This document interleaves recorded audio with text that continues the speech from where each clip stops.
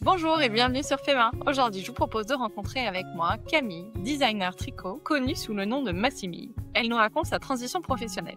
Auparavant responsable marketing dans le secteur de la cosmétique, elle cherchait il y a 6 ans une activité pour déconnecter d'un boulot très prenant. C'est ainsi qu'elle est tombée sur le tricot, un loisir qui est rapidement devenu une véritable passion qu'elle a partagée sur Instagram. Elle n'a plus jamais lâché ses aiguilles depuis et est devenue créatrice de patrons de tricot, tout en réalisant de la création de contenu autour des arts du fil, incluant la couture, le macramé, la broderie et le crochet. Camille nous emmène donc dans les coulisses de son entreprise en nous expliquant comment un design de tricot prend vie, comment elle arrive à vendre ses patrons partout dans le monde, du Canada à la Corée, et comment elle a accueilli son premier enfant en étant à son compte. Et dans le bonus exclusif réservé aux membres du Club Fema, on a beaucoup parlé avec Camille de création de contenu et d'influence. C'était très riche. Elle m'a expliqué comment elle fait pour décrocher ses contrats et pour arriver à être rémunérée et non recevoir uniquement des fournitures créatives. On s'est également posé la question de savoir s'il y avait encore de la place dans la création de contenu créatif et elle nous donne ses conseils pour se lancer. Encore une fois, une conversation très intéressante et tout en transparence, un régal. Mais juste avant de vous partager cet échange, 2 petites choses. Abonnez-vous au podcast, là tout de suite maintenant, sur l'appli sur laquelle vous êtes en train d'écouter, en version vidéo ou en audio, c'est la même chose et c'est gratuit. Et deuxième chose, vous le savez sans doute, on a rendez-vous au salon Création et Savoir-faire du 26 au 30 novembre à Paris, porte de Versailles, pour retrouver ou découvrir plein de marques créatives. Mais ce que vous ne savez peut-être pas, c'est que le salon a prévu énormément d'animations, dont un grand nombre d'elles sont offertes. En plus des belles marques créatives que vous allez retrouver, et d'autres que vous allez forcément découvrir, c'est aussi l'occasion de pratiquer et de rencontrer plein de passionnés comme nous. Il va donc y avoir plus de 400 ateliers créatifs différents, où toutes les pratiques du faire soi-même sont représentées. Convivialité et créativité garantie. J'y anime moi-même un atelier à destination des futurs professionnels du DIY pour celles et ceux qui veulent développer une activité professionnelle autour de l'artisanat créatif. Et ne passez pas à côté de l'exposition d'art textile superbe qui va y avoir sur 500 mètres carrés autour du thème poésie du quotidien et qui se présente comme une éloge de la lenteur et une ode à la beauté du fait main. Elle met à l'honneur la richesse et la diversité de la création textile grâce à des artistes, artisans et collectionneurs d'exception. Un autre incontournable de création et savoir-faire, c'est évidemment la compétition de vitesse de tricot, le speed knitting. C'est impressionnant, amusant, et les amateurs de tricot sont tous invités à participer. Mais ce n'est pas tout. Grande nouveauté cette année, il y aura 3 espaces immersifs. Idée Fil, Idée Food et Idée Déco. Ces nouveaux espaces, accessibles librement, seront le lieu de démonstration et de rencontre avec les acteurs incontournables de la communauté DIY. Par exemple, l'espace Idée Déco. Il a été scénarisé comme un vrai appartement où on vivra une expérience différente dans chaque pièce. Vous allez pouvoir faire des rencontres, assister à des démonstrations déco créatives inspirantes et même y participer. Côté Idée Food, on retrouvera des démonstrations sucrées, salées et colorées de latte art ou de cake design par exemple. Ici encore, chefs et créateurs de contenu seront là pour vous faire découvrir leurs univers. Et pour Idée Fil, on sera accueillis dans notre mercerie de rêve mise en scène par Lily Bohème avec des animations autour du fil très pointues. On aura aussi rendez-vous pour 2 talks créatifs où vous pourrez rencontrer 6 personnalités créatives et inspirantes. Le vendredi, j'animerai ce talk avec Tilly Lab, le dressing de Cindy et Edu Crochet. Et le samedi, ce sera avec Gaël Sioux, juste pour goûter, et la droguerie. Le salon vous accueille donc du mercredi 26 au dimanche 30 novembre, en sachant que le jeudi, c'est nocturne avec un apéro créatif très sympa jusqu'à 21h.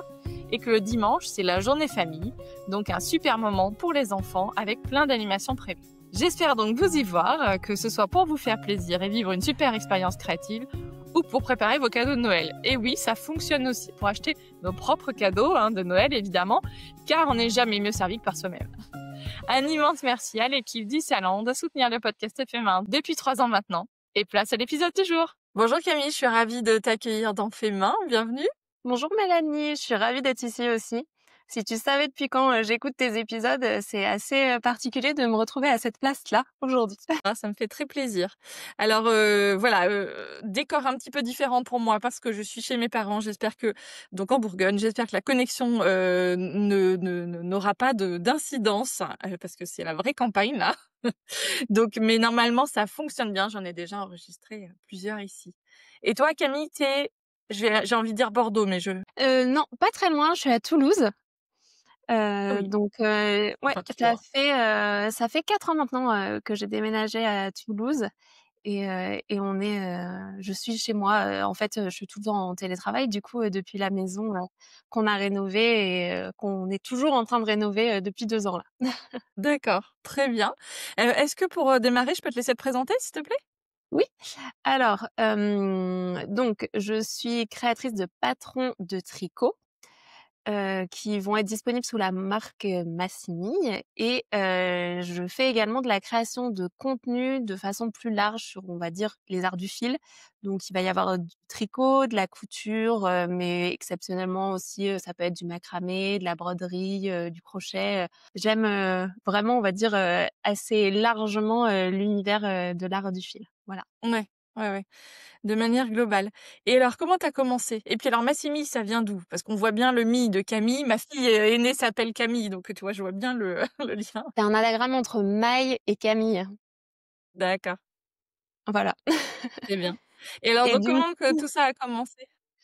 En gros, alors je travaillais, avant, dans mon ancienne vie en tant que responsable, marketing, dans la cosmétique et en fait, D'accord.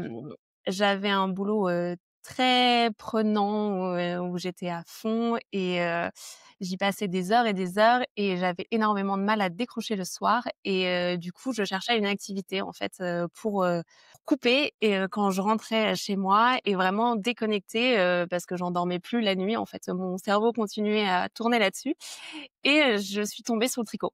Donc complètement, par hasard, j'ai acheté, une pelote, des aiguilles, et un magazine, Fil d'art à l'époque et j'ai commencé par tricoter un bonnet à, mon mari et c'est comme ça que je suis tombée dans le tricot et j'avoue que depuis, je n'ai plus jamais lâché des aiguilles.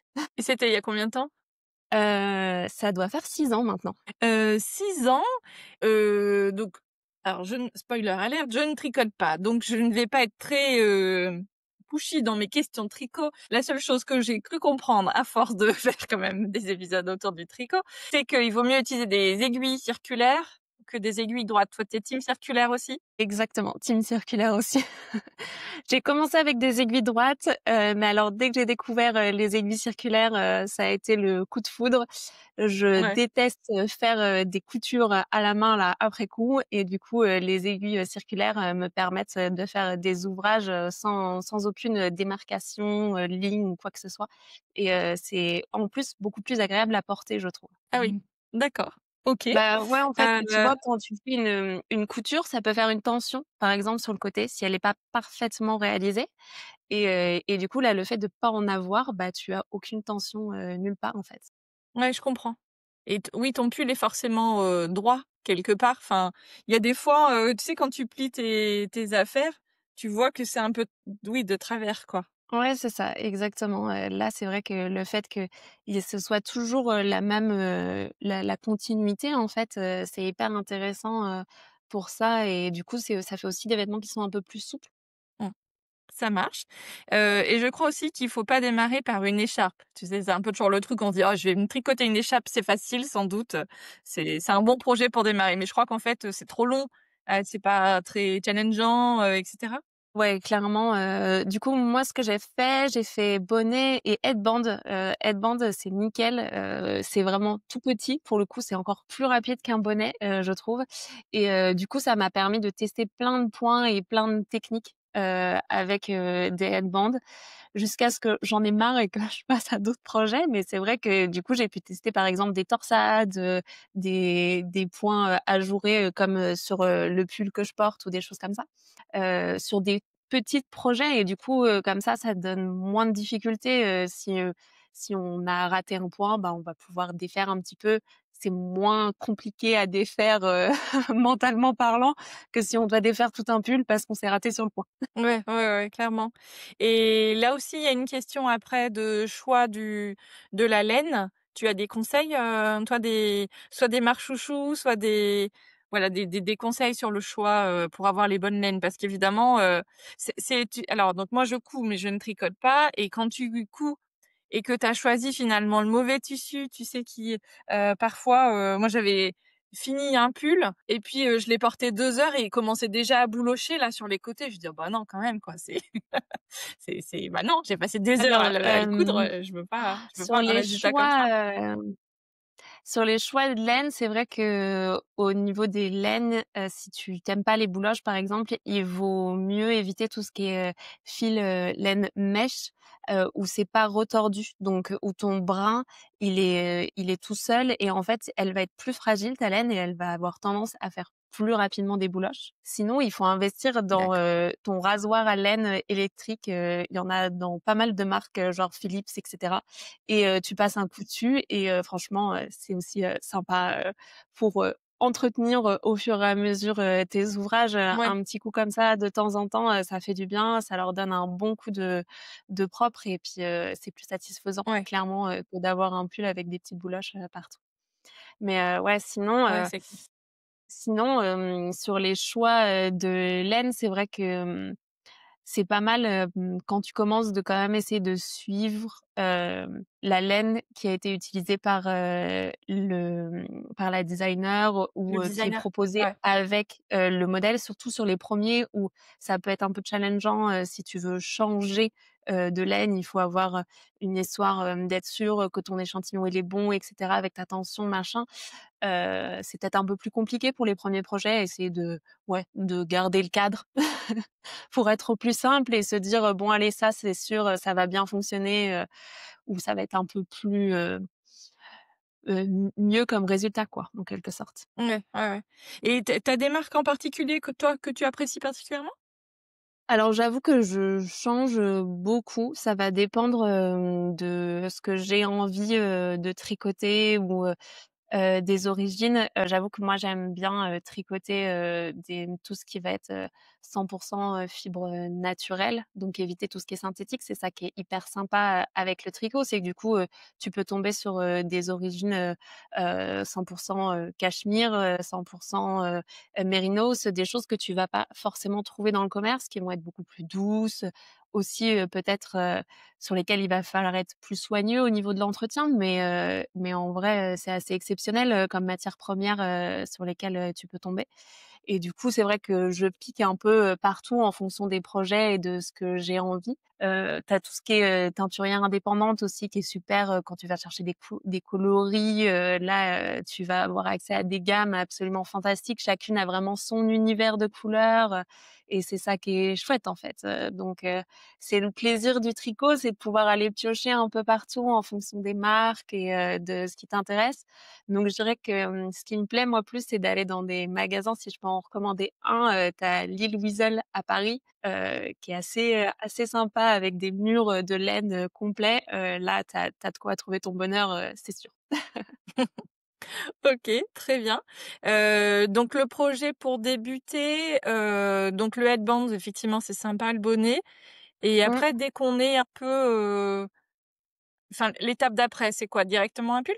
Alors moi, j'aime bien tricoter pour l'été, donc je tricote beaucoup tout ce qui est débardeur, et petits, t-shirts et en fait, je trouve que c'est pas mal comme étape suivante parce que c'est des projets qui sont plus petits puisque c'est pour l'été donc déjà, Plus rapide. bah, si c'est, sans manches ou avec des petites manches et bah, tu pas les manches à faire donc déjà, c'est moins de volume de tricot et puis généralement, c'est un peu plus ajusté aussi donc pareil, c'est pas un grand pull, hyper, large et cetera donc pareil, c'est un peu plus petit et tu as des trucs qui sont très sympas à tricoter, là-dessus donc je pense que ça peut être, tu vois, une petite transition. Tu t'es chauffé pendant l'hiver, à tricoter tes headbands. L'été arrive, hop, tu passes à un projet été et voilà, c'est sympa et puis, comme ça pour l'hiver suivant, tu es parti sur un pull avec des manches, voilà. Ouais. Oui parce qu'en plus il faut anticiper quand même un peu le timing. Si tu commences ton pull, le 1er septembre, bon il va falloir quand même, donner, Bon, avoir tu beaucoup de l'auras plans. pour la deuxième partie de l'hiver, c'est bon, ça Ouais. marche. Tu fais des Après ça chaussettes dépend aussi? Ça t'arrive toujours. de tricoter? Ça m'arrive de tricoter des chaussettes, mais en fait, je ne suis pas du tout une fan de chaussettes dans la vie, D'accord. générale et du coup, c'est pas le projet qui va m'inspirer. J'en ai tricoté, mais bon, j'accroche pas plus que ça sur les chaussettes, non plus parce que je m'en porte pas, en fait. Si je peux être pieds nus, c'est vraiment, mon kiff. Ça c'est parce que tu viens du sud, tu vois? Moi là j'ai froid aux pieds, je te raconte pas. Peut-être, peut-être. OK, et donc toi, tu as fait des études de marketing. Tu Comment s'est passée cette transition entre non? Alors, j'ai pas fait des études de marketing, j'ai fait des études, en chimie, donc je suis ingénieure chimiste. D'accord, bah, tu vois, c'est comme quoi tout Comme mène quoi. à au marketing. Alors en Non, non. fait, j'ai commencé par être, j'ai fait des études en ingénierie chimie, spécialisée en cosmétique, sur lequel j'ai rajouté un diplôme en marketing, en fait et du D'accord. coup, j'ai été, responsable de développement d'ingrédients, dans la partie, cosmétique. Très en relation avec, la partie, R&D et du coup, c'était utile pour moi d'avoir et la partie, scientifique et la partie, marketing. D'accord, très bien. Alors, je rembobine ma question, mais comment s'est passée cette transition après sur le fait aujourd'hui, de créer des patrons de tricot et de jouer dans cette merveilleuse cour, de la création de contenu autour des arts du fil? Alors je dirais que du coup, ça a été assez, progressif en fait. J'ai commencé à tricoter, au départ, comme je t'ai raconté, le soir, en tant que projet vraiment à part. J'ai commencé à partager Loisirs? tout ça c'est ça, loisir. J'ai commencé à partager tout ça sur Instagram parce qu'à l'époque, je me suis créé un compte et du coup, j'ai commencé à partager mes tricots et cetera.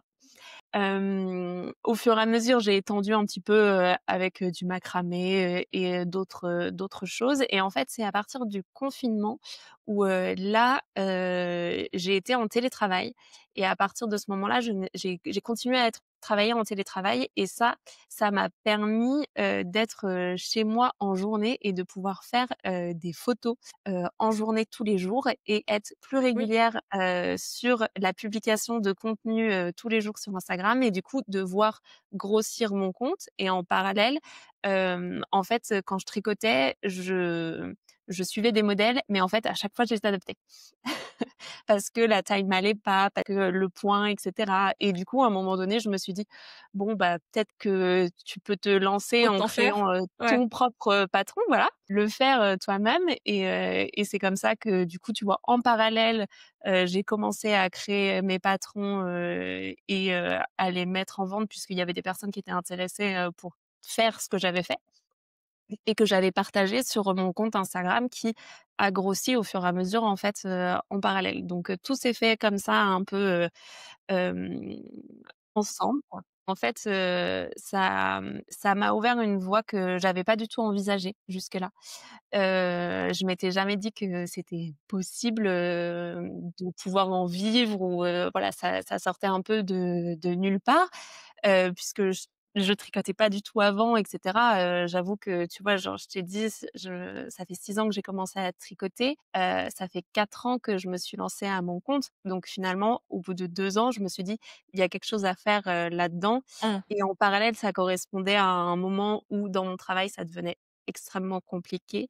J'étais dans la mauvaise boîte, on va dire, Ouais. avec un environnement, très compliqué pour travailler et du coup, j'ai décidé de partir et comme j'avais ça qui avait éclos en parallèle, bah, ça m'a donné une voie de sortie, pour faire autre chose qui me passionnait beaucoup plus et qui me motivait beaucoup plus, qui me donnait envie, qui me donnait le smile, quand j'allais, ouvrir mon ordinateur, donc je me suis lancée, même si c'était, vraiment les débuts et que je gagnais pas du tout ma vie avec ça, mais Mmh. j'avais vu que c'était possible d'en sortir, d'avoir des Un peu de collaborations, de revenus? pouvoir Ouais. vendre des modèles. J'avais commencé à voir que voilà, il y avait possibilité de faire quelque chose avec ça et du coup, j'ai décidé de le développer, davantage. Génial et cette transition, elle a été brute, enfin et notamment en termes de revenus?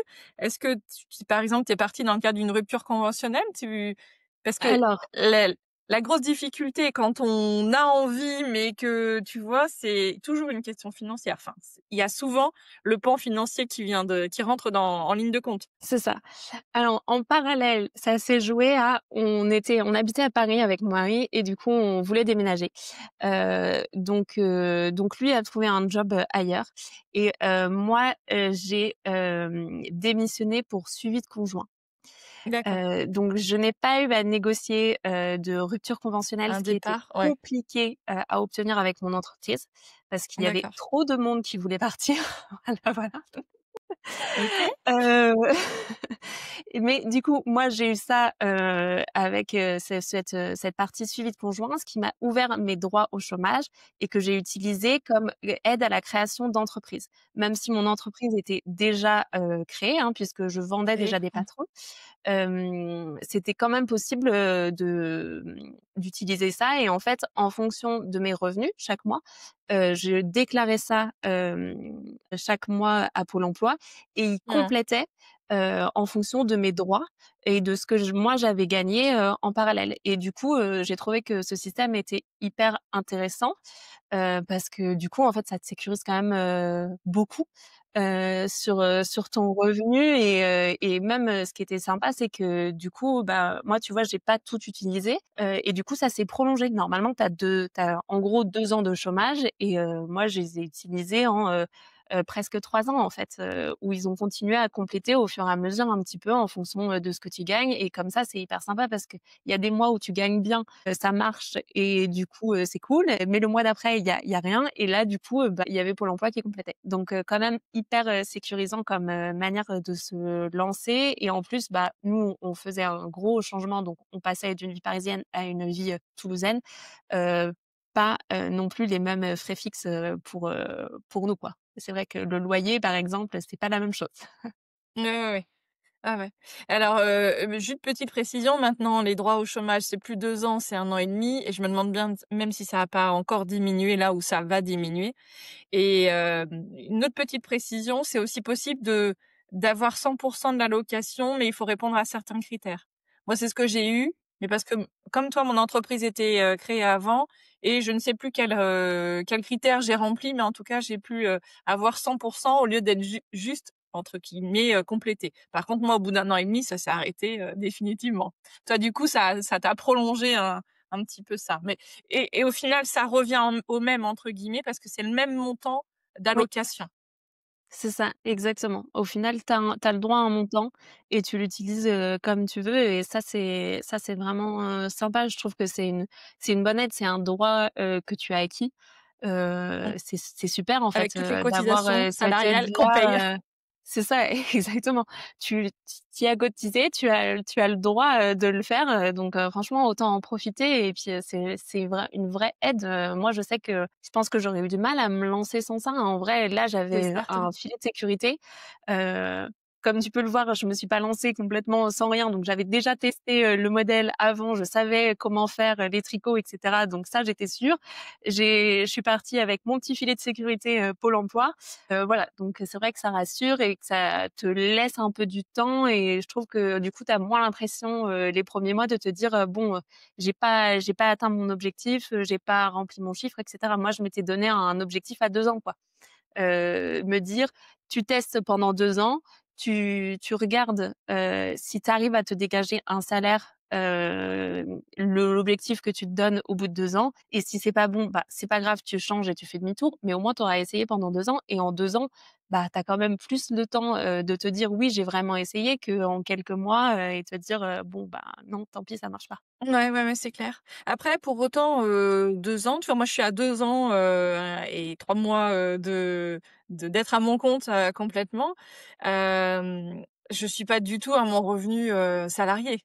Donc je pense qu'il faut, OK, se dire, OK, pendant X temps, enfin, tu vois, comme toi en disant, bah, je me laisse X temps avant vraiment, de faire un point et de voir, avec, ton partenaire, voir si ça convient et cetera à tout le monde. Mais 2 ans pour, alors, l'idée est pas forcément toujours de revenir à son ancien salaire, hein, parce que tu as pas aussi les mêmes frais, c'est pas la même vie, tu as d'autres avantages et cetera. Mais 2 ans, je trouve que c'est un peu court. Je corrige, j'ai atteint mon objectif, je n'ai pas atteint mon salaire Oui, c'est ça. de d'ancien, Non, mais c'est ce que tu avais dit. Tu responsable avais dit ton marketing à objectif. Paris. Non, non, alors vraiment, je Ouais. n'y suis pas, je te rassure. Mais j'ai fait mon c'est ça entrait pas dans mes critères, en fait. Moi, je savais qu'il me fallait un minimum, X pour au minimum pouvoir, payer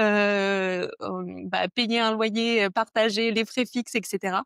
Voilà, donc savoir si je pouvais atteindre au moins ce montant-là, qui était mon salaire, minimum en quelque sorte. Mais clairement, non, je ne suis pas Ouais, tu y es revenue pas à non mon ouais. salaire, précédent, je rassure tout le monde.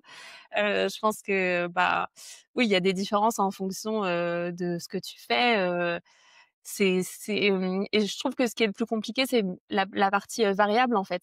Il y a des mois, où ça marche super bien ou bien, il y a tout le monde qui va payer ses factures, très vite, machin et il y a des mois où tu attends désespérément qu'on te paye la facture et tu es là: «Bon, eh ben, ce serait sympa de penser à moi, petite entrepreneuse». C'est clair, ouais, ouais, c'est clair. Je ne peux que être d'accord. Je trouve que l'été, c'est particulièrement, la période alors, dans les patrons de couture, visiblement, les clientes, elles achètent quand même en début d'été pour avoir le temps, enfin, est-ce que toi aussi tu as cette saisonnalité? Tu la retrouves aussi? Alors, en fait, moi, je tricote toute l'année. Oui, Donc je fais beaucoup de modèles, d'hiver, mais tout autant de modèles d'été. Donc je te d'accord, dirais que, la période, été est celle, en plus, pour moi, qui fonctionne le mieux. d'accord. Heu, donc mes patrons, de petits tops, débardeurs et cetera, c'est vraiment, pour moi, mes best-sellers, donc c'est presque ma meilleure période, en fait. D'accord, OK. Bah, moi, en prestation de service, c'est pas la meilleure. C'est sûr, tu le sens OK. plus, mais c'est vrai que ce qui est aussi l'avantage, du modèle que j'ai fait, c'est que j'ai la vente de patron, c'est quelque chose qui est entre guillemets «toujours là», assez fixe. Certes, j'en rajoute des nouveaux, mais il y a une base, de données qui est existante. Il y a Mmh. des patrons qui vont se vendre sans forcément que j'ai besoin de faire énormément de choses. Ils sont là et les gens s'en souviennent et se disent: «Oh tiens, j'ai pas eu le temps de tricoter ça, ce modèle-là, l'hiver dernier» et ils vont revenir dessus. Et après, il y a la partie création de contenu où là, ça va plus être des one shot et des choses, qui vont varier en fonction de la saison et des besoins des uns et des autres et qui va Mmh. venir compléter, cette base fixe. Et je trouve ça assez sympa parce que du coup, moi, ça me permet aussi d'équilibrer, quand j'en ai marre, de faire des gradations, sur un pull, parce que ça m'a c'est beaucoup de calculs et que voilà. Je passe à autre chose, de la couture et cetera. Ça me fait voir d'autres choses aussi et je trouve ça assez sympa, d'avoir ces 2 parties-là, au final. Ouais. Parce que alors raconte-nous, la création d'un nouveau design de tricot.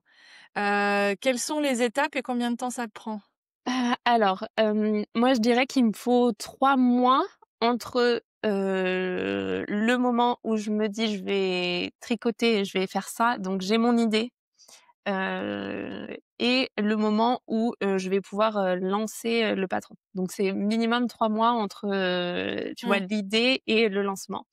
Je vais commencer par, faire vraiment comme un dessin, une inspiration, faire une recherche de points. Je vais Mmh. tester, des laines et des fils, faire des petits échantillons, des choses comme ça. Tu vois des petits carrés? Bon alors là, c'est tout simple, hein, mais des carrés avec, plein de points différents, ou des petites parties. Par exemple, si je veux un motif, quelque chose, je vais tester ça. Une fois que j'ai validé ça, je vais, écrire, mon patron dans ma taille. Donc écrire toute la partie texte en fait, ce que tu achètes, comme un PDF quoi, Mmh. et une fois que ça c'est écrit pour ma taille, je le réalise dans ma taille. Je vais corriger s'il y a besoin de corriger des choses, s'il y a pas assez de détails par exemple, à certains moments ou si je vois que ce que j'ai prévu dans ma tête, ça fonctionne pas, forcément, aussi bien, en réalité. Et une fois que j'ai fait ça, du coup, j'ai fait mon ouvrage à moi. Je vais m'en servir pour faire la gradation, donc toutes les tailles, puisque, moi, je vais tricoter dans une taille en particulier, mais tu vois, je propose 6 ou 7 tailles différentes, je sais plus. Mais il faut faire, cette gradation-là, donc pas mal, Mmh. de calculs. C'est pas forcément la partie qu'on préfère. Ouais, parce qu'alors, comment tu que je parce que j'ai effectivement beaucoup entendu ça, qu'il y avait beaucoup de maths de calcul et cetera, mais comment ça se passe alors? En fait, bah, c'est comme, là, par exemple, tu vois, tu as défini que, tu pour faire un carré de 10 par 10, tu as tant de points, tant de rangs, tant de mailles et en fait, après, tu te fais une gamme de tailles en disant: «Eh ben, pour moi, la taille 1, ça va être un, 70, de tour de poitrine. La taille 2, ça va être un 80. La taille 3, ça va être un 95. Il faut que, ta hauteur sous OK. emmanchure, c'est, tu vois, plus 1 centimètre, par taille. Ouais, Et du coup, après, il faut que tu arrives à, faire rentrer toutes, tes augmentations, en fait, parce que c'est juste ouais, des mailles en plus, ouais, pour que ça colle en fonction de la hauteur là, du tour de poitrine, de la hauteur, que tu veux avoir après, de la largeur de tes manches et en fait, c'est une comment est-ce que tu vas répartir, les mailles, que tu augmentes en fonction de ton point, en fonction de la structure, de ton modèle et cetera. Donc OK. c'est Je en crois que j'ai ça qu'il compris. y a pas mal de calculs. Ouais, effectivement. Alors du coup, ça veut dire que tu c'est pas les tailles du commerce? 38, 40, 42 et cetera ou S, M, L et compagnie? Alors, si ça ressemble quand même à peu près. Par contre, à chaque fois, en fait, tu as au minimum le tour de poitrine qui est indiqué avec, ce qui s'appelle une aisance. Donc, Mmh, tu vois, ça va te permettre de savoir comment porter le modèle et comment est-ce que moi je l'ai prévu. Donc, là, par exemple, sur le pull, que je porte, mmh, je vais te montrer des photos. Je vais te dire: «OK, alors moi je fais 82. Je le porte avec une aisance de 10 centimètres, donc plus 10 centimètres, par rapport à mon tour de poitrine d'accord. et du coup, toi, après, tu te repères par rapport au tableau pour être vraiment sûr, en fait. Tu fais ta mesure pour être sûr que tu vas avoir exactement la bonne taille. C'est comme un petit peu ce que tu vas faire en couture, en fait. C'est juste avoir Oui, une quand taille tu le fais plus bien. précise et qui va mieux te correspondre. Ouais, ça marche. J'essaye d'ajuster un petit peu la luminosité, je suis désolée, je suis face à une fenêtre et du coup, il y a un espèce de reflet dans mes lunettes. Bon, vous m'excuserez, ça sera pas la vidéo du siècle, mais en tout cas, le son est est normalement bon et l'histoire est très bien. OK, donc j'ai compris. Oui, quand je disais, normalement en couture, effectivement, c'est ce que tu dois faire, de prendre tes mesures pour vérifier le tableau, voilà. C'est ça, exactement. J'avoue, je suis pas forcément une très bonne élève, mais bon, je coupe peu de vêtements donc je j'en fais des fois un peu à ma tête. Rien qu'à ma Bah, c'est tête. un petit peu comme en couture, mais vraiment en version très light parce qu'en couture, tu as plusieurs points. Tu as, le tour de poitrine, le tour de taille, le tour de hanche. Enfin, tu as pas mal de choses. Là, c'est vraiment plus léger parce qu'au final, c'est de la maille, c'est quand même assez extensible. On va pas travailler les mêmes matières, donc du coup, tu fais pas aussi précis, bien qu'il y a certaines designers, qui proposent, des variations, par exemple avec, des tailles de bonnets différentes parce que ça va aussi avoir une influence ou des choses comme ça en fonction des modèles, que tu peux faire. Mmh et du coup, on en était à après, jusqu'à la partie, donc une fois que j'ai fait toutes ces tailles, en fait, je Ouais. fais tester, chacune des tailles par, des tricoteuses puisque moi je peux pas, faire, tu vois? Je peux pas tricoter, un pull en 7 Finalement, tailles tu as pas le différentes. temps. C'est ça et ce n'est Puis pas après, qu'est-ce que tu en possible. ferais surtout aussi? Exactement. Il faudrait que j'ai du coup à chaque fois cette personne qui puisse, porter et me dire si ça leur va ou pas. Parce que finalement moi, tu vois, j'ai pris sur moi et j'ai ajusté parfaitement mon ouvrage à mes mensurations à moi, tu vois? À ce que j'avais envie. Mais finalement, est-ce que c'est correct ou pas, dans, les autres tailles? Et du coup, c'est pour ça que c'est hyper important, cette phase de test-là. Ça permet d'adapter un petit peu, s'il y a besoin, ton patron, certaines dimensions et cetera. Donc, il y a cette phase de test-là et une fois que tout est terminé, eh bah, il reste la partie, mise en forme du patron, shooting, et puis, tu vois, communication, sur Instagram. Ouais. Voilà. Oh, une broutille! Non, non, cette La chose qu'il partie-là, elle faut est bien très faire, chronophage. si tu veux avoir un client à la fin, quoi. C'est ça. Mais je sais pas si ça te fait ça, mais moi j'adore, tu vois, faire toute la phase de conception du produit. Alors moi, mon produit, bon, il y a le podcast évidemment, mais surtout parce que le podcast c'est gratuit, mais ce que je vends, c'est une formation à l'entrepreneuriat créatif et j'adore créer du contenu pour cette formation. C'est une boîte à outils et donc je la complète, tu vois, mois par mois et cetera. Donc j'adore faire ça. Par contre, la vendre, même si mon métier, c'est le marketing, c'est la base de mon activité. Moi, j'ai appris, à l'école le marketing. Ça me passionne moins, en fait, de faire cette partie-là. Est-ce que toi, c'est pareil? Alors, j'avoue que j'aime beaucoup, Instagram comme plateforme pour communiquer. Ouais. J'aime bien faire, des photos, des vidéos, essayer des choses et du coup, tu vois, ça me comme à chaque fois c'est des nouveaux modèles et j'essaye à chaque fois de montrer des choses un peu différentes. Du coup ça me plaît quand même pas mal, cette partie, com et c'est aussi pour ça que, je pense qu'en parallèle, tu vois, je fais ce qui est partie, création de contenu parce que finalement c'est que de la partie com.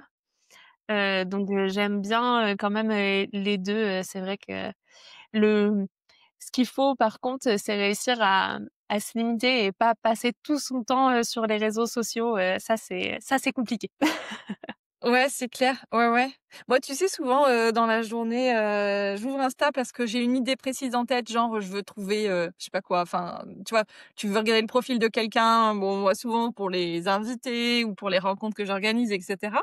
Donc j'ouvre Insta, puis alors forcément, tu vois la story de je sais pas qui, donc tu dis: «Ah bah tiens, je vais regarder sa story 2 secondes». Allez, 2 secondes et puis en fait, après, tu te perds et tu relèves la tête 10 minutes après, tu fermes l'appli, puis après tu reviens devant ton ordi, tu fais: «Qu'est-ce que j'étais en train de faire déjà? Ah oui, bah donc et tu réouvres Insta. Bon, ah OK, alors là, je me perds plus et je vais vraiment faire ce que je voulais faire». C'est sûr, on Ouais, est d'accord. Ça, ça te c'est un parle? peu le Mmh. la partie compliquée, Ouais. de pas se perdre là-dessus et rester efficace. Mais là, tu vois, moi, j'ai une super nouvelle motivation, c'est que mon temps s'est drastiquement réduit et du coup, j'essaye de faire efficace. Ouais, ouais, ouais. Est-ce que, effectivement, je suis d'accord avec toi, souvent, c'est une manière d'être, focus, hein, tu vois? De dire: «Bah, là, en fait, j'ai 2 heures, c'est la sieste et j'ai 2 heures et rien d'autre». Donc tu donnes tout à ce moment-là, c'est ça? Tu arrives à être assez, discipliné? Si je suis pas fatiguée, j'arrive à le faire. Ouais, Là, j'avoue que parfois c'est un peu compliqué, d'être efficace et à cause de la fatigue, tout simplement, hein. Les nuits sont encore très courtes. ouais, Mais bon, on va voir, hein, c'est un peu là, essayer de retrouver, le timing et ce que je pouvais faire ouais, avant. C'est vrai que les journées sont courtes et c'est plus la même chose. Donc tu vois le timing que je t'ai annoncé, de 3 mois entre l'idée et la sortie du patron. Alors pour l'instant, j'y suis, mais pas du tout, du tout. Il va falloir que je me remette dans le rythme quand même, je t'avoue. ouais. C'est maintenant devenu mon objectif de timing, idéal, mais bon, voilà, c'est vrai que bon, on Mmh. fait avec, on s'adapte. Ouais, ouais, ouais, bah, de toute façon, ce n'est que ça, hein, la maternité, la parentalité, c'est que de l'adaptation. Avant de te poser d'autres questions sur le sujet, de savoir comment tu as organisé, justement cette transition, parce que c'est quand même, pas rien, dans la vie professionnelle, qu'on soit salarié ou pas, enfin, qu'on soit à son compte ou pas. C'est quoi la partie que tu préfères dans toute cette phase de création d'un nouveau tricot, d'un nouveau patron de tricot? Hem, J'adore tricoter, je crois. Tu vois, avoir le projet sur mes aiguilles et Ouais, passer c'est des plutôt heures une bonne chose. à faire, je sais pas, je pense que ça me procure un plaisir, une certaine sérénité, ça c'est resté. C'est ce qui m'avait attirée au départ, tu vois, quand je cherchais quelque chose pour me vider l'esprit et je pense que j'y suis toujours, à avoir, ce plaisir, de tricoter et de passer du temps à faire, des mailles, à faire des points, à apprendre parce que tu apprends toujours, des nouvelles choses et tu arrives à faire, tu vois, de plus en plus, de choses, avec une certaine, je suis un peu perfectionniste et du coup, tu vois, j'aime bien arriver à un petit niveau de détail, à des choses comme ça et ça, c'est une vraie satisfaction. Et tu sais, il y a ce fameux syndrome de l'imposteur qui existe, et qui souvent, touche davantage les femmes que les hommes en plus. Comment toi tu l'as vécu de te dire, «OK, là je vais, faire, d'une passion, mon métier, mais ça ne fait que 2 ans, que je tricote». Est-ce que tu as eu cette réflexion ou pas du tout? Parce qu'en fait, ça t'éclatait tellement et tu as vu que ça pouvait fonctionner que du coup, tu étais assez confiante? Je te dirais qu'il est toujours là, le syndrome de l'imposteur. Je ne fais pas exception à la règle. Faut savoir, se battre contre et je dirais que c'est plutôt, le soutien de mes proches aussi, et de tout mon entourage, qui m'a vraiment, qui m'a encouragée. J'ai la chance, d'avoir, tu vois, autour de moi, des personnes, qui croient et qui ont vu ce que j'étais capable de faire et qui m'ont dit: «Franchement, vas-y, essaye». Ouais. Mon mari surtout, il m'a beaucoup soutenue là-dessus et je pense que enfin, je suis certaine, j'aurais pas eu son soutien, pour me lancer, dans ce projet-là. Je l'aurais pas fait. Donc Mmh. c'est vrai que c'est et moi et mon entourage, qui m'aident à me dire, «Non, sois confiante en ce que tu fais», quand tu vois les retours et ce que tu es pas capable, de créer et le retour que tu peux avoir de la communauté aussi. C'est hyper intéressant, te dire, bah, voilà, il y a du monde qui est motivé pour faire, ce que toi tu as créé. C'est hyper sympa en fait, comme retour. Ouais, ouais, c'est clair. Oui, oui, les retours, ça porte beaucoup, ouais, c'est clair. Mmh. Ouais. Et alors donc cette transition, entre, pas d'enfants et donc tu peux travailler, toute la journée si tu veux, le week-end y compris et cetera. Est-ce que justement, avant d'avoir ton bébé, tu arrivais quand même à pas travailler, le week-end, le soir et cetera? Tu avais un certain cadre déjà avant? Alors, j'avais un certain cadre, j'avais déjà arrêté, de travailler le week-end. Mmh. Parce qu'en fait, ce qui me pesait un petit peu, quand je faisais les 2 en parallèle, c'était que je finissais à pas d'heure mon boulot, que j'enchaînais en faisant, des gradations, des choses comme ça, hyper pas du tout intéressantes sur mon ordinateur, que je faisais ça le week-end et du coup, en fait, je n'avais plus de temps, pour moi. Du coup, quand je Mmh. me suis mis à mon compte, je me suis dit: «OK, mais les week-ends, en fait, il y a Stop. pas moyen, Ouais, tu retrouves ouais. tes Ouais, week-ends, en fait». ouais, c'est clair. Ouais, ouais, ça m'a fait pareil. Ouais, ouais. Et du coup, ça, pour le coup, les week-ends, ça fait longtemps que je le respecte, sachant que dans travail, la partie tricot, tu vois, quand je n'ai pas à réfléchir sur ce que je dois faire ou en fait, c'est déjà écrit et c'est juste suivre le truc, je ne le comptabilise pas vraiment comme du travail.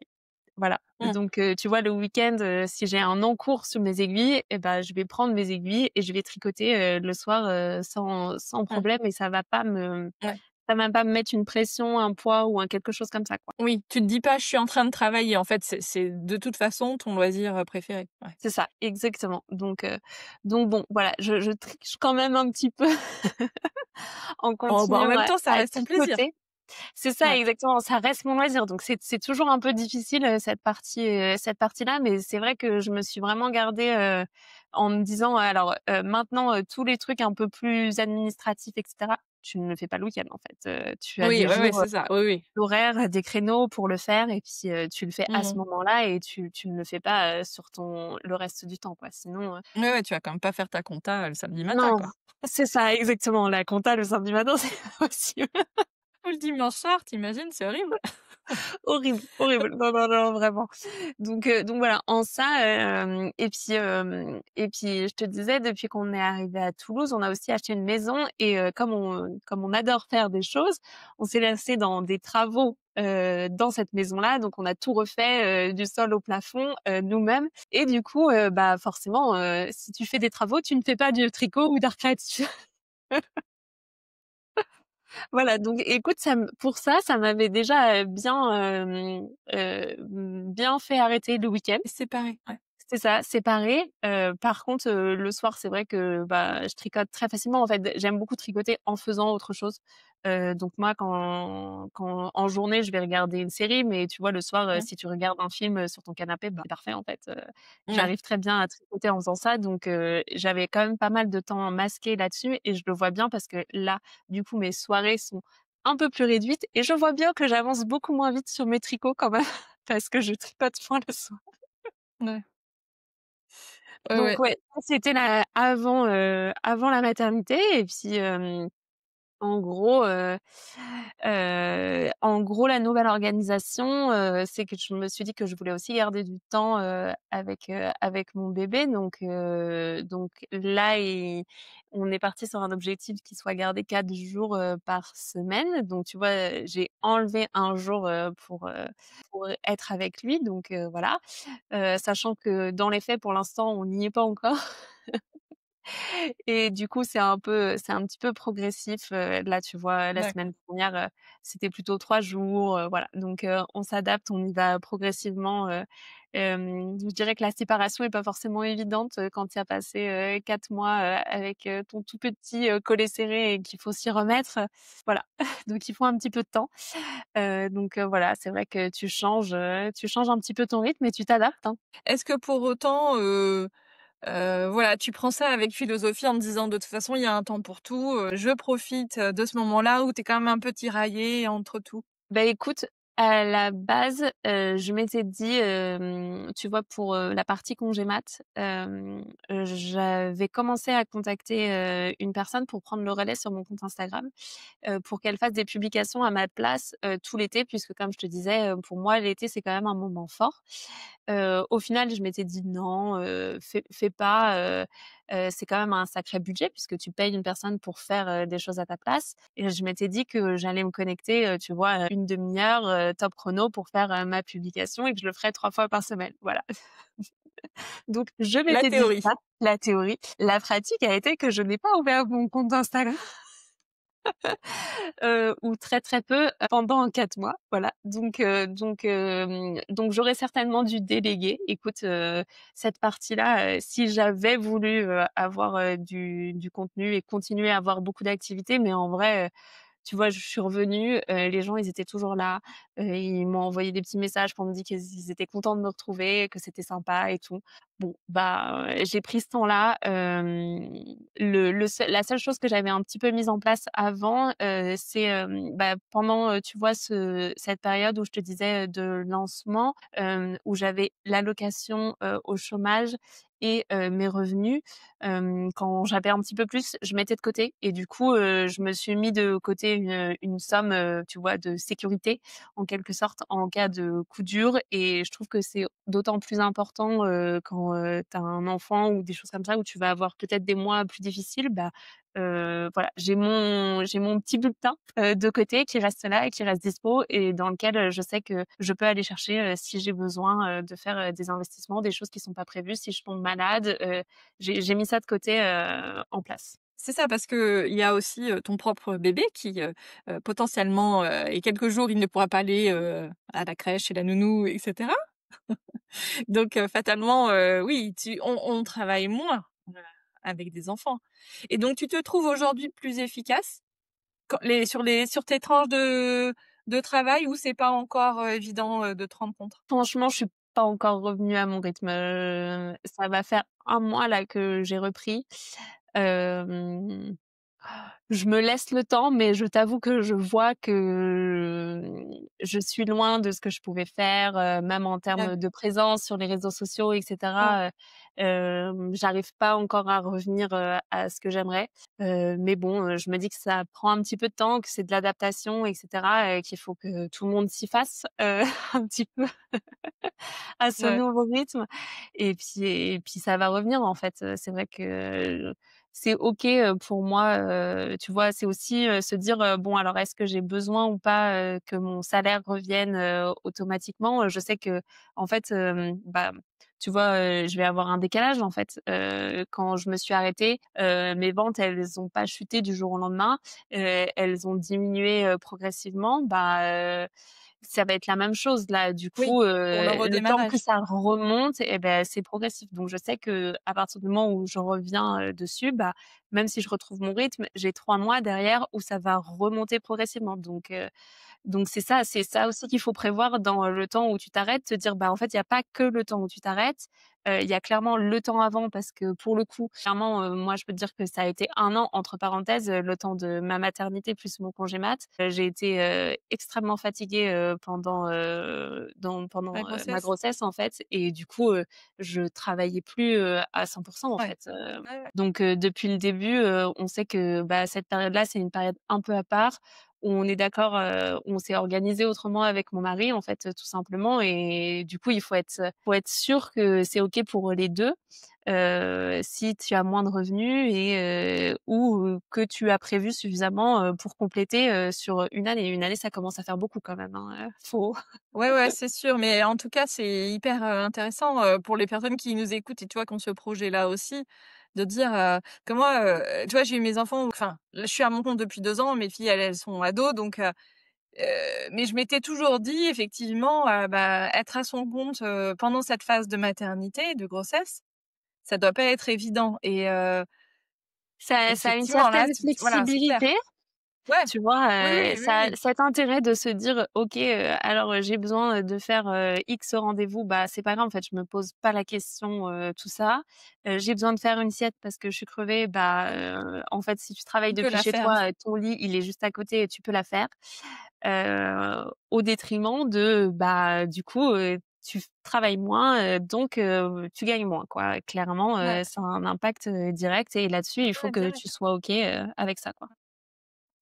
Et Insta, tu l'as fait, «payer» entre guillemets cette absence aussi ou pour l'instant, ça va parce que quand tu reviens justement, on est contente de te retrouver et du coup, il y a quand même des gens qui commentent et cetera et Ouais, c'est ça. le Je pense rythme que de pour croisière n'est pas l'instant, encore je suis dans cette phase-là où les gens commentent, un où ils peu de sont ça. contents de me retrouver et du Ouais. coup, c'est cool et voilà, c'est sympa. Je ne suis pas sûre que ça dure très longtemps. Bon après Insta, ça fait aussi du coup, tu vois, un moment que j'y suis et j'ai quand même commencé à me détacher un petit peu des chiffres, de ce qui marche pas.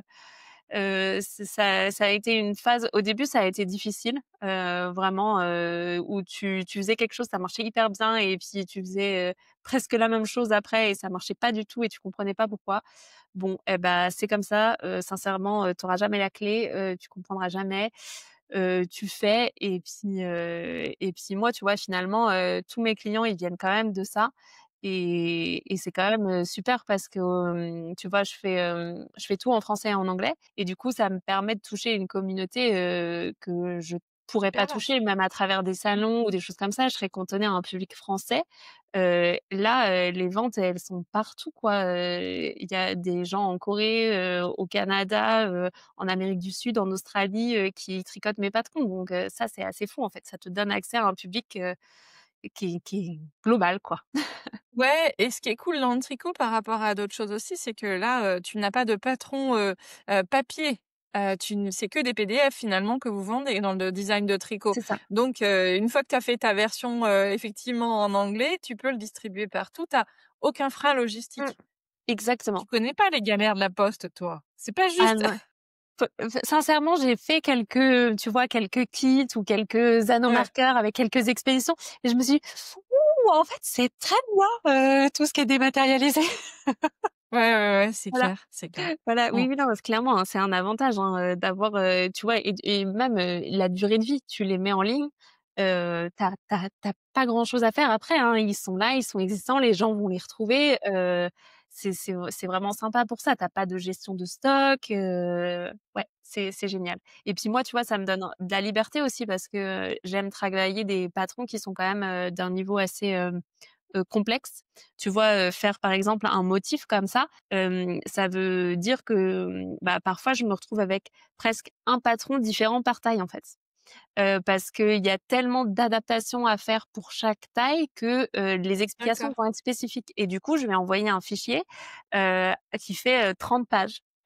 Bah, clairement, ma première consigne, c'est, regardez ce qui intéresse, pour votre taille. N'imprimez pas les 30 pages du patron si vous aimez suivre un patron imprimé parce que ça ne sert à rien, en fait. Il y a les 3/4 des explications qui ne vont pas vous correspondre.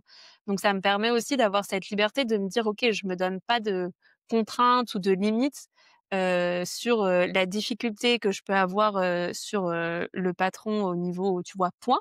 Je vais pouvoir donner autant d'explications que je veux, avec, ce fichier, PDF là et après tout le monde pourra faire, ce qu'il veut dans sa taille avec, la bonne taille bien ajustée, quoi. Non mais c'est sûr, oui, ça a des avantages, ouais.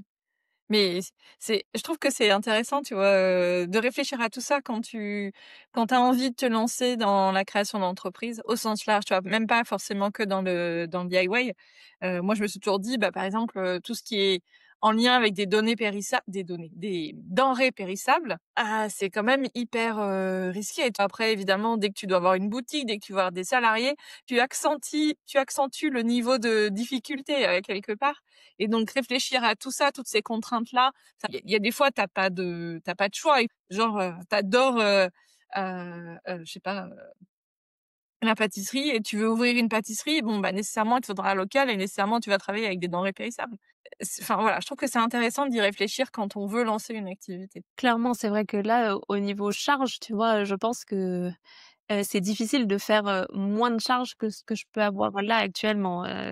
Sincèrement, l'investissement, est vraiment, minimum, quoi. Il me faut un Ouais, ordinateur, un appareil photo, un micro et puis, un téléphone portable et voilà, quoi, en quelque ouais. sorte. Bon, après, il y a tes compétences, en tricot et ça reste quand même une barrière à l'entrée. Moi, je peux pas demain matin, faire un design de tricot, tu vois?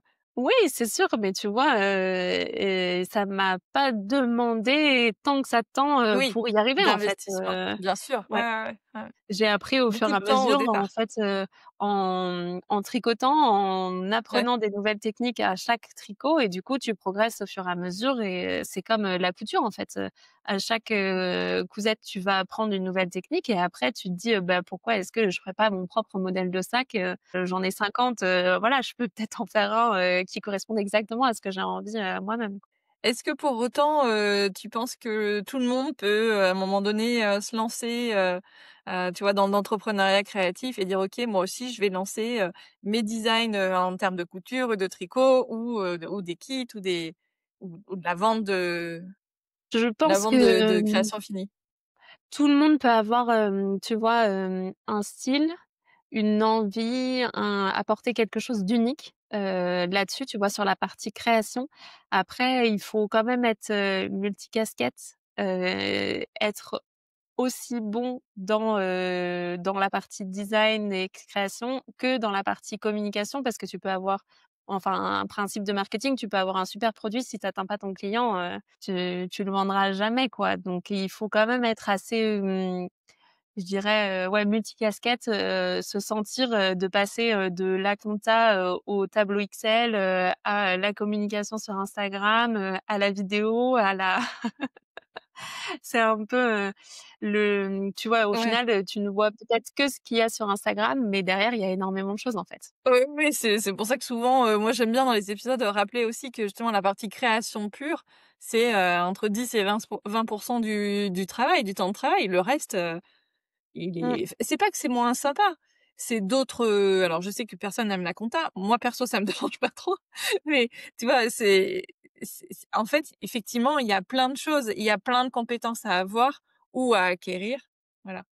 Et du coup, je ferais juste passer un message perso. Ne comptez pas que sur Instagram, s'il vous plaît, je vous en supplie. Parce qu'en fait, c'est vrai que c'est un peu, tu vois, la partie émergée de l'iceberg, la partie qui est «sympa» entre guillemets si on apprécie ça, tu vois? Et il y a d'autres personnes qui n'apprécient pas plus que ça. Mais, c'est pas le seul canal, de distribution, c'est pas le seul canal de communication et du coup, faut quand même un peu, ouvrir ses chakras sur le reste, avoir un bon Clairement. site web aussi, Tu bon, vois, moi, voilà, je pense générer que du trafic vers son site web au sens moi, large. c'est une de mes faiblesses, un des risques, dans mon business actuellement. Instagram, demain, bannit le tricot, disant que ce n'est pas politiquement correct ou je ne sais pas trop quoi et ben, mon business Arrête! s'écroule.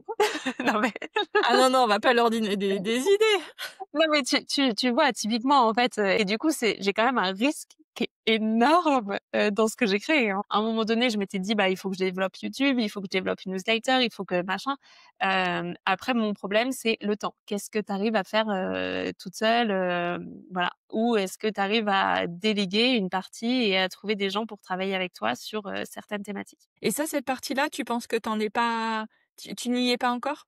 Déléguer, non. Tu vois, pour l'instant, je fais tout toute seule. J'avais essayé, sur la gradation de patron, par exemple, qui est une partie, qui prend beaucoup de temps, où parfois je me demande quelle est ma valeur ajoutée. Mais c'est aussi un coût, en fait. Il faut, tu vois, il faut réussir à trouver un espèce d'équilibre et ça, c'est un peu le truc où il faut réussir à se lancer, à se dire: «OK, Ouais. est-ce que ça va générer suffisamment de ventes en contrepartie pour que, du coup, je sois, capable, de, bah, tu vois, l'ingérer et D'absorber ce m'en coût. sortir Ouais, c'est mieux?» sûr. Et ça, c'est un risque, tu vois, que j'ai du mal à prendre, typiquement. Ouais. Ben, je suis exactement pareil, tu vois? Effectivement, j'ai du mal à prendre ce pari-là aussi, de dire, «OK, je délègue ça». Moi, tu vois, ça pourrait être le montage ou quelque chose comme ça. Mmh. Ouais. Je délègue cette partie-là et du coup, j'aurai du temps supplémentaire pour faire autre chose. Mais c'est voilà, exactement la même équation que toi. Est-ce que le temps que je vais, gagner, je vais pouvoir produire quelque chose qui est f qui est Qui apporte «facturable» vraiment de la entre guillemets, valeur, quoi? quoi. Mmh mh. Voilà. Mmh.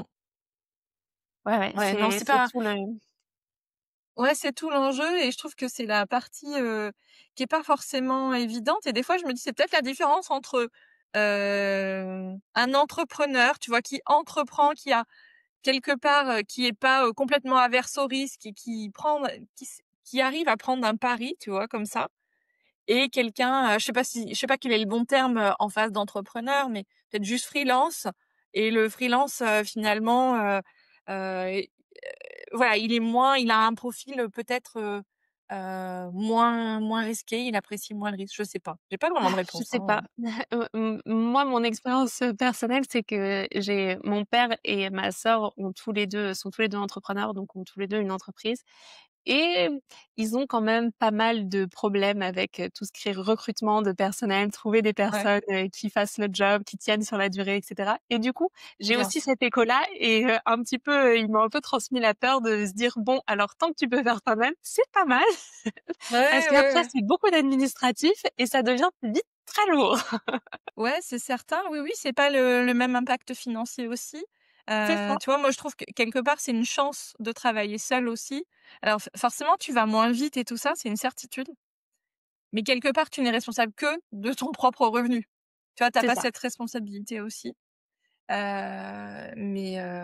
Voilà, Ap donc c'est d'autant plus remarquable et honorable pour les personnes qui effectivement arrivent à prendre ces paris-là un peu sur l'avenir et OK, je prends un local, OK, c'est vrai que tu vois, moi des fois je me dis j'ai un peu une tendance, une gestion en bon père de famille quoi. Je ne dépense que l'argent que j'ai, mmh. mais d'abord j'aimerais bien être payée, tu vois? C'est un peu ça, c'est OK, c'est bien de déléguer tout ça. J'ai pas un problème, sur le principe même de déléguer. Effectivement, faut trouver les bonnes personnes et tout. Mais, je me dis: «Bon, heu, en fait, c'est pas un hobby, c'est vraiment, mon métier. Donc, d'abord mon salaire et après le reste, pourquoi pas?» Ouais, mais j'ai pas encore le reste pour l'instant. c'est sûr. Ouais, bon. Après l'avenir nous dira, comment les choses Exactement. vont évoluer. Oui, c'est ça, c'est peut-être en fonction, de si vraiment tu t'en sors plus, que tu vois que tu es à la limite de ce que tu peux faire, faut pas te perdre, ta motivation, ton envie et cetera parce que tu te dis: «Non, je veux pas déléguer, je veux tout gérer toute seule». C'est vrai que ça peut aussi être une aide de prendre quelqu'un en freelance qui vient t'aider sur, Mmh, certains points, certaines thématiques. Monter les épisodes, par exemple, c'est vrai que c'est des choses comme ça que j'avais essayé d'identifier, sur la partie gradation typiquement, bah, voilà, mmh. essayer de voir qu'est-ce qui peut être délégué, ça va pas être, le Instagram, où, je prends des photos ou et cetera. Ça, c'est pas possible, en fait. C'est moi, Bah, ouais, c'est moi qui ouais. incarne, ce compte-là, donc il faut que ce soit moi, donc bon, voilà. Bon, écoute, on a encore en tout cas plein de matière à réflexion, pour les prochaines années de nos entreprises. On va le voir comme ça Exactement. aussi, c'est très bien. Parfois, on a un peu, en tant que créatrice, que fan de faits main et tout ça, de loisirs créatifs, on a un peu cette envie, de dire: «Ah, j'adorerais écrire un livre». Toi, tu l'as fait? Qu'est-ce que ça t'a apporté cette expérience et quel, recul tu as, sur le milieu de l'édition? Alors, j'ai été, effectivement, très honorée, d'avoir été contactée par une maison d'édition, pour, écrire un livre. Sachant que même à l'époque, j'avais eu 2 maisons d'édition qui m'avaient contactée en même temps et j'étais: «Waouh!» J'avais le Oh, tu choix, quoi. m'étonnes! La classe? C'était classe, c'est un peu un rêve effectivement, Ouais, comme tu c'est le dis. valorisant. Après tu passes de l'autre côté du miroir et tu ne considères plus jamais, les livres comme avant et tu considères le travail qu'il y a certes derrière chacun des ouvrages, qui est monstrueux en fait, soyons honnêtes, que ce soit, des livres de patrons. C'est vrai que maintenant en tricot, tu en vois de moins en moins, mais vraiment je comprends parce que tu vois le temps passé, derrière un modèle, par rapport à la rémunération, que tu as sur un livre, c'est très, très, très, très loin, de ce que tu peux avoir, si tu vends tes patrons à l'unité donc c'était une expérience que je suis contente d'avoir fait. Tu vois, j'étais content, d'avoir pu, faire un footing avec un professionnel pour faire toutes les étapes, de pas à pas, pour faire, les photos des patrons et cetera. Par contre, un investissement en temps, Mmh. énorme, que du coup, je referais pas. Ouais. Clairement, là-dessus, moi, c'est c'est catégorique. Ouais, ouais. Mais non, mais clairement, je te rejoins sur le fait que bon, bah, effectivement, quand tu as un livre, qui coûte entre 20 et 25 €, quand tu as jamais été dans l'édition, tu te dis: «OK, c'est peut-être un peu cher» ou tu vois? Ou un roman, quand tu l'achètes, qui vient de sortir, tu te dis: «Ah quand même», parce qu'évidemment, généralement, tu en achètes pas qu'un, c'est pas le Mmh, voilà, c'est pas le prix en soi, c'est que voilà, moi, je lis beaucoup de romans et à chaque fois, voilà, c'est quand même, tu vois? Ça commence à faire un budget et voilà, quand tu mets un pied de l'autre côté, tu dis: «Oui, c'est vrai que c'est finalement quand tu connais la rémunération de l'auteur, tu dis: "Bon, ouais. ouais, Après, ce que je me demande, tu vois, typiquement, si c'est pas plus intéressant de faire, des livres en auto-édition ou, des choses, qui soient, directement, uniquement, disponibles, en format, tu vois, PDF, en ligne et e-book", ouais. cetera, Mmh. peut-être une autre façon de reconsidérer le livre, pour que les auteurs soient un peu mieux, rémunérés. Mais apparemment, c'est pas le luxe pour personne en fait, le monde de l'édition, hein. Non, non, c'est un milieu, qui est complexe, parce qu'en fait, il y a énormément d'acteurs dans toute cette chaîne du livre, entre l'auteur, la maison d'édition, parce que, et je dirais même c'est l'auteur ici, la maison d'édition et après il y a le distributeur, enfin le distributeur et le libraire et donc en fait, et entre l'auteur et la maison d'édition, il y a le correcteur. Tu as, effectivement, potentiellement un photographe, j'ai dit quoi le premier correcteur? La personne qui va faire Tu la vas mise voir en la page. personne qui fait la maquette. Mmh. Pardon? Exactement, la maquette. La maquette et cetera, l'imprimeur. Donc en fait, chacun évidemment, doit être rémunéré pour son travail et ce qui fait que voilà et le libraire, le distributeur et le libraire, proportionnellement, ils touchent, «beaucoup» entre guillemets, mais parce qu'il faut que le libraire, en fait, il a aussi ses propres charges pour vendre des livres et cetera. Ouais, Enfin ouais. bon bref, c'est hyper complexe et en plus, c'est un secteur, c'est pas comme si c'était, hyper florissant. Le monde de l'édition va pas hyper bien, de manière, large. C'est certain que c'est un challenge. C'est un challenge, voilà et après par contre, tu vois toute la partie distribution, si tu devais, auto-éditer ton livre, ton e-book, c'est quand même enfin, tu vois, tu remplaceras jamais le fait, d'être distribué en librairie, de pouvoir, aller à ta librairie de quartier ou à la Fnac ou à Cultura, de voir ton livre dans les rayons, que chacun puisse aller commander où il veut et cetera. C'est Et de sûr. l'avoir sur une étagère, tu vois? C'est Moi, ce que j'ai trouvé aussi que c'était hyper opaque. Alors après, apparemment, ça s'est beaucoup amélioré, depuis, parce que moi, du coup, ça fait 4 ans, tu vois, que j'ai sorti, mon livre. J'avais du mal à, tu vois, j'ai eu un retour au bout de 6 mois, au bout d'1 an, sur, le nombre, mmh, d'exemplaires, vendus. Ça, par rapport à, moi, tu vois, je vois combien de patrons je vais vendre par jour et je vais pouvoir faire des actions, en fait, correctrices en direct en me disant: «Bah, alors celui-là, ouais, il marche pas, je vais faire carrément. plus de com». Du coup, je vais réagir et du coup, tu vois, tu vas pouvoir construire une stratégie. Le fait que, du coup, tu délègues tout et en fait, bah, tu vois, moi, je travaillais avec Hachette, ils ont énormément de livres. C'est pas qu'ils s'en moquent, mais la petite tricoteuse, qui vient de sortir son bouquin, enfin le suivi, qu'ils vont faire avec, bah, c'est pas, leur top, seller, du moment et du coup, bah, c'est sûr qu'ils vont pas avoir la même approche que toi tu pourrais avoir en te disant: «Je veux vraiment développer la chose», quoi. Ouais, ouais, c'est certain, mais je te rejoins complètement. Moi, j'ai beaucoup travaillé et je travaille encore beaucoup dans l'e-commerce et donc ça me flingue, tu vois? D'attendre le mois de juillet que péniblement on te donne, tes chiffres de vente, et que pour l'année d'avant, hein, enfin pour, C'est voilà, ça. par exemple, moi en juillet 2025, j'ai enfin, su, ce qui avait été vendu, du 1er janvier au 31 décembre 2024. Moi, ça me Oui.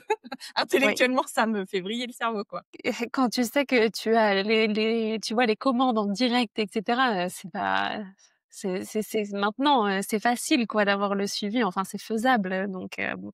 Alors, ouais, alors dans le métier du livre, c'est pareil, c'est encore compliqué. Alors déjà, bon, pour des histoires, logicielles et cetera, qu'il y a cette couche entre, la maison d'édition, le distributeur et puis le libraire, et en plus les libraires ont ce droit de retour où en fait, et Mmh. au bout de 3 Oui, mois, si ça s'ils ont s'est pas pas vendu le vendu. bouquin, Mmh. voilà, ils vont le retourner au distributeur, potentiellement moins X, livres qui ont été, abîmés, tout ça. Donc ça, c'est pour la pomme, de tout le monde et voilà et après, il faut que le distributeur dise à la maison d'édition: «Bon, j'ai X retours». C'est pour ça que c'est très complexe. Il y avait des projets pour, essayer d'avoir des choses un peu plus en temps réel et alors du temps réel, à la mode, voilà, à la mode édition.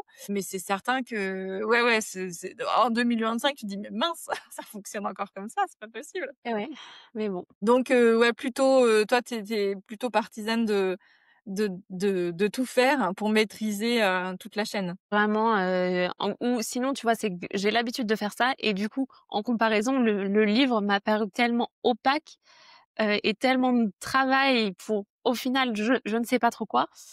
C'était un peu dur, tu vois? Dur aussi de pouvoir mesurer les retombées parce que tu sais pas, si les gens, tu vois, moi, par exemple, mon réseau social, ça va être Instagram, mais tu sais pas si c'est parce que les dernières publications ont fonctionné ou parce que les gens ont été acheter ton livre qui vont, comment est-ce que tu traces ces gens-là? C'est difficile, en fait, tu n'en sais rien et du coup, trop difficile J'en sais de rien. voir les retombées pour un investissement et un travail Ouais. dingue.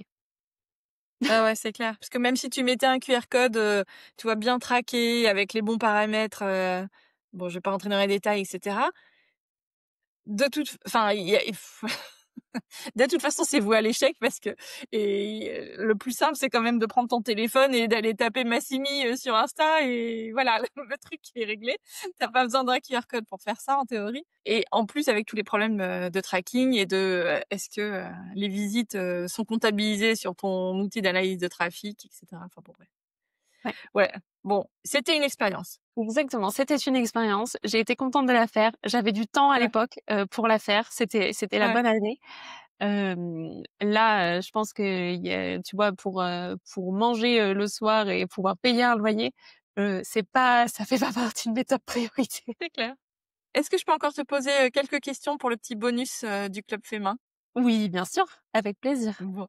Merci beaucoup Camille, c'était hyper, cool de te rencontrer et puis, à bientôt. On te voit au salon création savoir-faire? Tu prévu, Ah, je suis pas sûre, je suis pas encore sûre de pouvoir me déplacer là, tu sais, tout petit bébé à la maison à l'été. Un peu des oui, tu contraintes. l'allaites encore. C'est ça, donc Bon, je pense que les salons seront sans moi, sur, l'année 2025, mais en 2026, avec plaisir. au rendez-vous. Génial, super. Merci Merci beaucoup beaucoup Camille, à Mélanie. bientôt. Me revoici. Si cet épisode vous a plu, allez vite envoyer un peu d'amour à Camille avant de zapper parce que je sais comment on est. Ça lui fera forcément plaisir. Si vous avez aimé cet épisode, je suis sûre qu'il y en a encore plein d'autres qui vous plairont, que ce soit dans le domaine du tricot, de la couture ou d'autres arts créatifs. Et si vous appréciez le podcast, je vous donne rendez-vous dans le club Fémin. Vous y trouverez des audios inédits avec plein d'invités différents et des audios issus de Copilote, mon petit cocon pour les entrepreneurs créatifs. Une 50aine d'épisodes vous attendent déjà et j'en ajoute 4 nouveaux par mois. Pour nous rejoindre, rendez-vous sur podcastfemin.fr/club. C'est 50 € par an ou 5 € par mois, c'est sans engagement. Vous pouvez donc vous abonner pour un mois juste pour soutenir mon travail, comme si vous achetiez un magazine. Et promis, c'est hyper simple à faire, pas de prise de tête. Dernière chose, abonnez-vous au podcast, que ce soit sur Spotify, Apple Podcasts, Deezer ou YouTube. Activez les notifs et laissez-moi un petit message, ça me fait toujours très plaisir de vous lire. Et je tente même un petit cœur avec les doigts. Je vous dis à très vite pour un nouvel épisode inédit. Et n'oubliez pas de toujours prendre un moment dans votre quotidien pour créer. Je vous embrasse. À bientôt.